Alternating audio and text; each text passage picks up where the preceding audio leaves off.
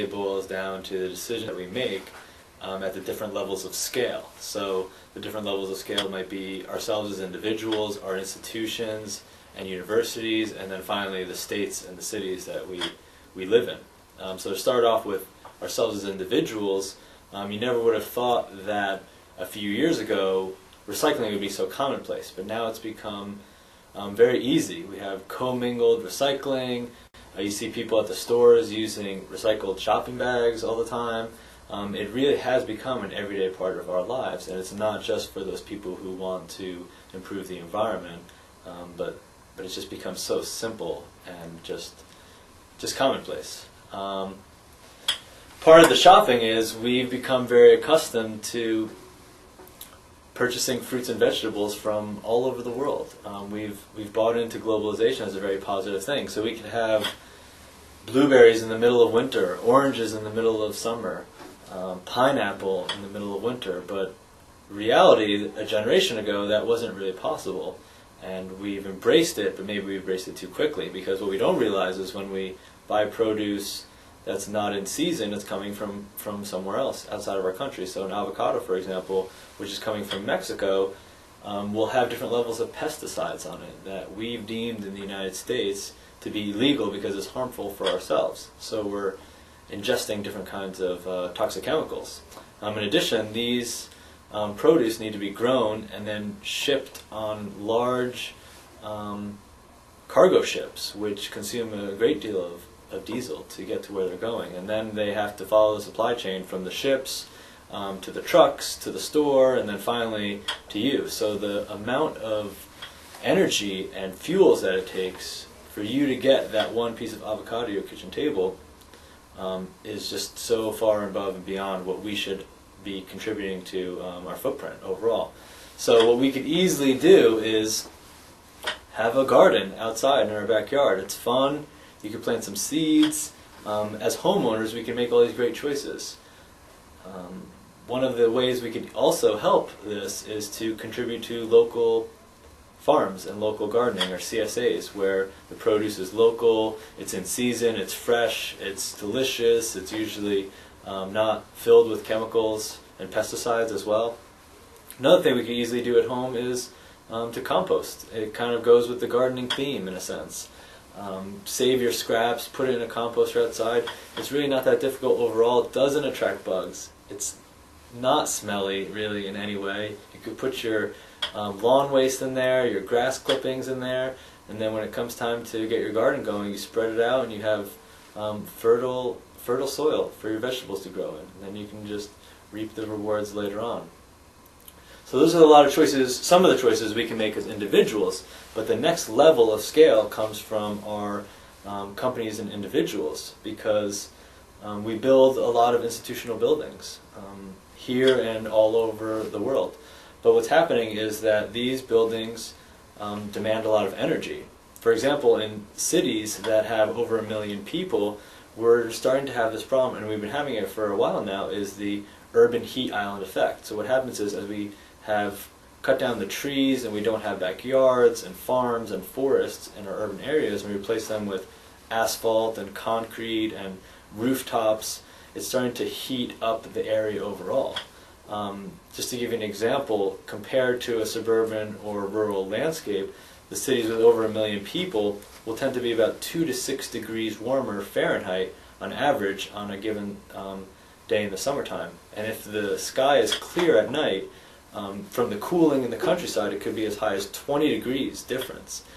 This has a lot of problems. This has health effects for elderly. It's leading to greater instances of asthma. It damages our water quality, our drinking water that we have every day, and it causes us to use so much more electricity.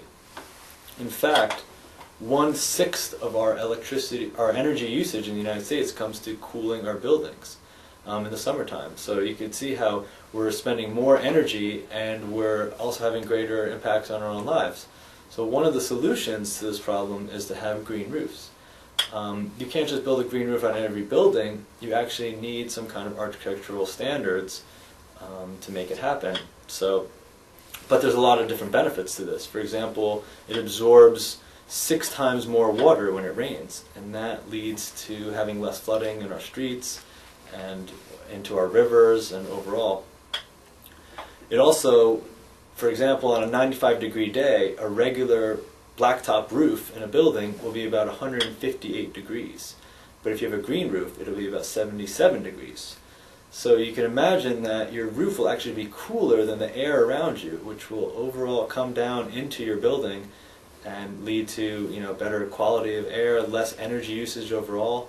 The benefits will kind of ripple through the economy that way. We could have less reliance on fossil fuels and less, you know, where is this energy coming from? In the United States, most of it's coming from coal plants, so we'll have less emissions overall coming into our grid. So there's a lot of benefits in that respect. I think the next level of scale is also very important, and that really boils down to the states that we have.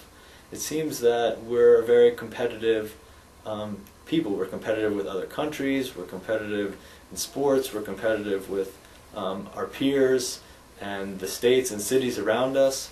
Well, what's happening now is states are competing and racing to be the greenest in the country. When you think green states, you would think Vermont, the Green Mountain States, or Oregon, where there's farms and apple trees and mountains, really green, or California, where there's more hybrid cars than anywhere else in the United States, maybe even in the world. But you probably wouldn't think that Maine or Pennsylvania or New Jersey would be racing to be the green state. Or how about Arizona? They also are on this race as well. What's happening is that we're realizing that one of the ways to this race is through energy, and that's renewable energy. For example, in Maine, over 95% of the state is covered in forests. Now this is a renewable energy. If you cut down trees, you can plant more trees and have them grow in their place.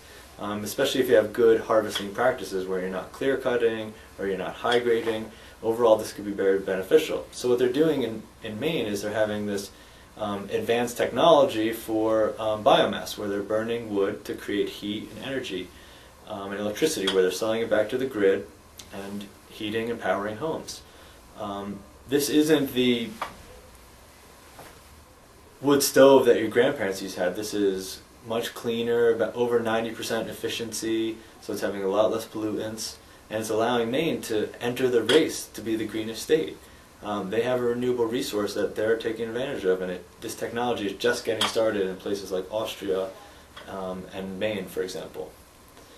In Pennsylvania as well, in New Jersey, we're racing to be the greenest states also, and the resource that we have here is wind. In 1999, when I used to drive around the state, I had recently just moved here, I never saw a windmill when I drove up to go hiking or canoeing up in the Poconos, but that year we built our first wind farm in the state in 1999. 10 years later, in 2008-2009, we have over 500 megawatts of power, and that's about enough to power about 500,000 homes. And it's projected that in 2013 that we'll have 5,500 megawatts of capacity in the state of Pennsylvania alone. That's more than 5.5 million homes on average, and that's a good amount of homes when you think that the city of Philadelphia has less than 2 million people in it. We'll be able to power a majority of the state through wind power. That's the projected thing. New Jersey's also joined in this as well. They have committed last year to building the largest wind farm in the United States. It's going to be about 20 miles off the coast of Atlantic City. 96 turbines are planned, and it's going to have about 350 megawatt capacity. It's projected to be done again in about 2013. So you can figure about 350,000 homes will be powered by wind power. And then what's interesting is, just the other day, the city of Phoenix in Arizona came out to say that they are going to be the first carbon neutral city in the world, or in the United States, excuse me. And that's a pretty big statement for a city that has high uses of air conditioning, some of the greatest sprawl rates of any city in the United States. But when you have this competitive nature between cities like Phoenix and Philadelphia, and states like Maine and Pennsylvania and California racing to be the green state, it's starting to become commonplace. It's a way of life, and it's something that we can now choose to embrace and also enjoy this green, sustainable world that we have around us.